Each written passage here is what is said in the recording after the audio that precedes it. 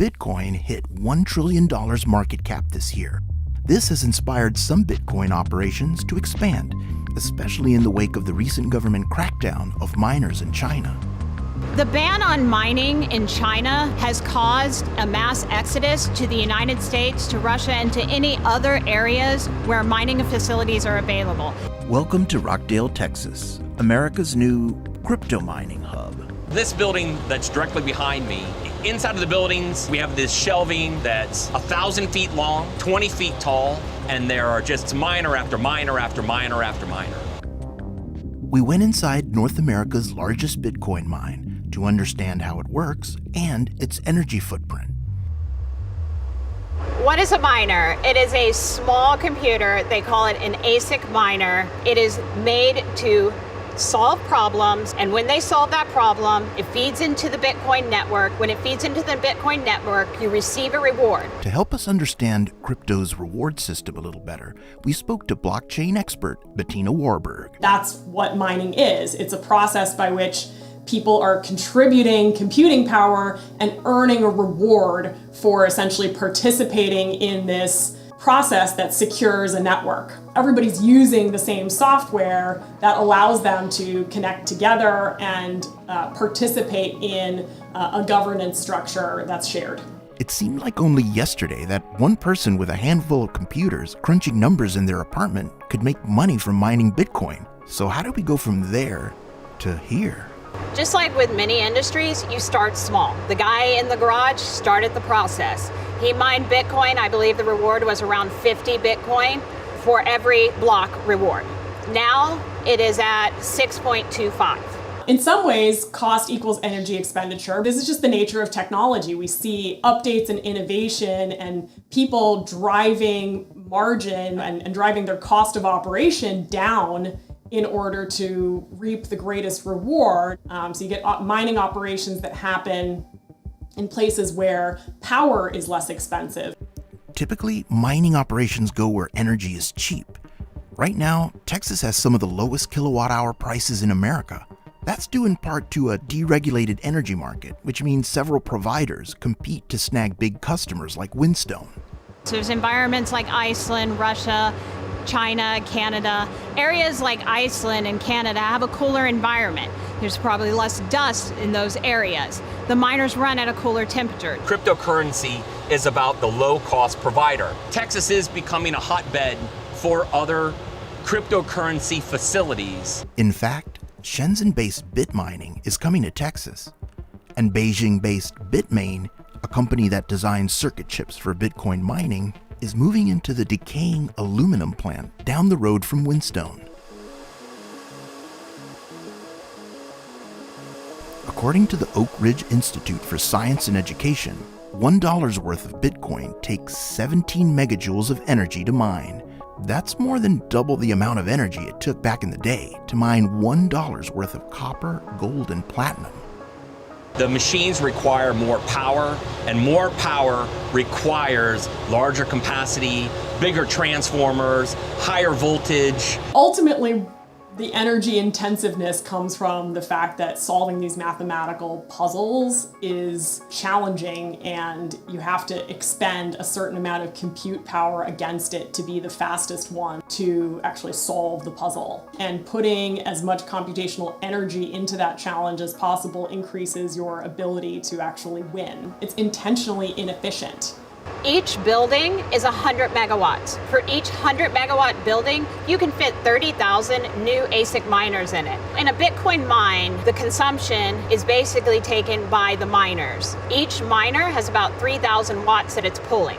An older miner, an older generation, the S9, which was released in September 2017, was only pulling 1,350. The miners now are at 3,000. So, at capacity, this facility will have 750 megawatts of electricity flowing through it, enough to power 150,000 Texas homes during peak demand. That's a lot of juice. How do they manage to keep all those miners cool? Our ideal goal is to keep the ambient temperature around 81 degrees. There's a lake about a mile from here, and so underground we have a 8-inch line with a 1,000 GPM pump where we pump literally the water through this mile-long pipe into the facility, and it actually goes into holding tanks that then recirculate the water, and it pumps it back into these evaporative cooling walls that are 12 feet tall. Water is actually dripping down the wall of that evaporative cooling cell, and then as the air comes through it, it actually cools from 16 to 20 degrees difference between the front of the wall and the inside of the wall. The miners have fans, they have intake fans, and there's thousands of those fans running, and they actually suck the ambient air through the miner, and then there's an exhaust fan. It actually pushes the air through the chips and into the heat aisle. As it goes through the miner, it then heats up because the chips, it's a processing, so it gets really hot, and then we capture the heat on the inside of the heat wall, and then it is evacuated out of the building through a quote-unquote chimney-like environment. Inside the heat aisle, it literally feels like an oven. One Whinstone employee estimates that it can get as hot as 140 degrees Fahrenheit in here. So the S9 has a hash rate of 13.5 terahash. The new S19s are 110 terahash. Hash rate measures how many computations a miner can do, usually in a second. So how much money can each miner potentially make each day? Currently, a S19 with 110 terahash, the profitability every day for one machine is 30 USD. Okay, so $30 times 30,000 miners times 2 big buildings, nearly $2 million a day for a facility this size. We have a full staff of 120 employees. We work 24 hours a day, 3 shifts. There are definitely some increased efficiencies on the horizon, such as faster processing chips for the miners, cooling them in immersion technology, but at approximately 73 terawatt hours annually, Bitcoin's energy consumption is more than the energy it takes to run every single television set in America. I think ultimately the energy consumption question is a bit of a what is it relative to? When we look at our financial system as a whole, or even just Wall Street, to power Wall Street, which runs almost entirely off of computation today anyway, and high frequency trading algorithms. When you look at mining just to earn Bitcoin, well, that's not necessarily so awesome. According to the Digiconomist's Bitcoin Energy Consumption Index, one Bitcoin transaction takes more than 1,500 kilowatt hours to complete. That's more than 50 days of power for the average U.S. household. Bitcoin is what I like to think of as a calculator. So it's this sort of old school, very clunky system that gets the job done. When you look at what's happened with newer blockchains like Ethereum 2 and Definity, is that they've actually implemented a totally different system for essentially doing the same thing. And Ethereum is upgrading to a more energy efficient way of securing the network.